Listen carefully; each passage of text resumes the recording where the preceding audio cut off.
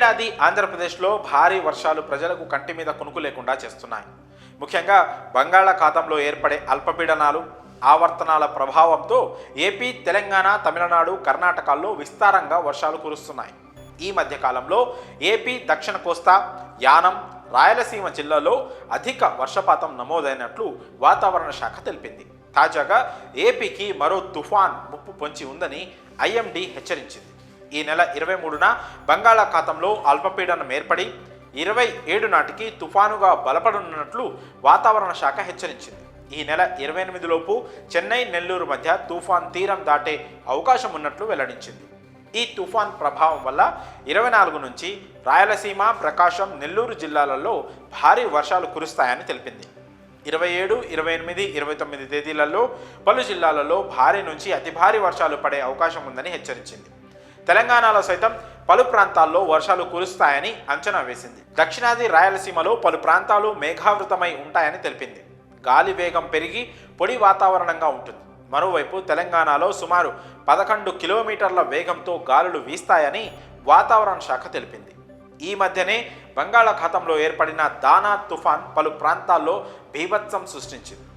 తుఫాన్ ప్రభావంతో ప్రజలు, రైతులు నానా అవస్థలు పడ్డారు. గత వారం నైరుతి బంగాళాఖాతంలో ఏర్పడిన అల్పపీడన ప్రభావంతో పలు జిల్లాలలో మోస్తారు నుంచి భారీ వర్షాలు కురిశాయి. అల్పపీడన ప్రభావం ఎక్కువగా ఉమ్మడి నెల్లూరు జిల్లాలలో పడింది. నెల్లూరు, సూళ్లూరుపేట, గూడూరు, కావలిలో భారీ వర్షాలు పడడంతో వాగులు, వంకలు పొంగి పొర్లాయి. ఈ తుఫాన్ గురించి మర్చిపోకముందే మరో తుఫాన్ హెచ్చరికలు జారీ కావడంతో ప్రజల్లో మళ్లీ భయం నెలకొంది. ఆంధ్రప్రదేశ్లో పలు జిల్లాల్లో వరి పంట చేతికొచ్చే దశకు చేరుకుంది. ఈ సమయంలో మళ్లీ తుఫాన్ అంటే తమ పరిస్థితి ఘోరంగా మారుతుందని రైతులు తీవ్ర ఆందోళన వ్యక్తం చేస్తున్నారు. వరుస తుఫానులతో తమ పరిస్థితి మరీ దారుణంగా మారిపోతుందని కన్నీరు పెట్టుకుంటున్నారు. ఇదిలా ఉంటే తెలంగాణలో వాతావరణంలో చాలా మార్పులు వచ్చాయి. ముఖ్యంగా హైదరాబాద్, సికింద్రాబాద్ జంట నగరాలలో చలి తీవ్రత విపరీతంగా పెరిగింది.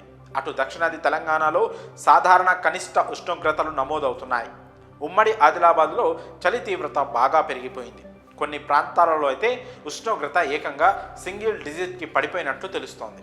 మరో వారం రోజుల పాటు పరిస్థితి ఇలాగే ఉంటుందని హైదరాబాద్ వాతావరణ శాఖ అధికారులు తెలిపారు. రాత్రి వేళలో తెలంగాణలో 17 డిగ్రీల సెల్సియస్ ఉంటుందని, అందుకే రాత్రి ప్రజలు చలి విషయంలో జాగ్రత్తలు తీసుకోవాలని సూచించింది. రాబోయే రోజుల్లో తెలంగాణలో చలి తీవ్రత మరింత పెరిగే అవకాశం ఉందని వాతావరణ శాఖ అంచనా వేసింది. శీతాకాలం కావడం వల్ల సీజనల్ వ్యాధులు వస్తాయి. జలుబు, దగ్గు, జ్వరం, శ్వాసకోశ ఇబ్బందులు వచ్చే అవకాశం ఎక్కువ అంటున్నారు డాక్టర్లు. వేడి నీరు, వేడి ఆహార పదార్థాలు తినాలని, రోగ నిరోధక శక్తి పెంచుకోవడానికి హెల్దీ ఫుడ్ తీసుకోవాలని వైద్యులు సూచిస్తున్నారు.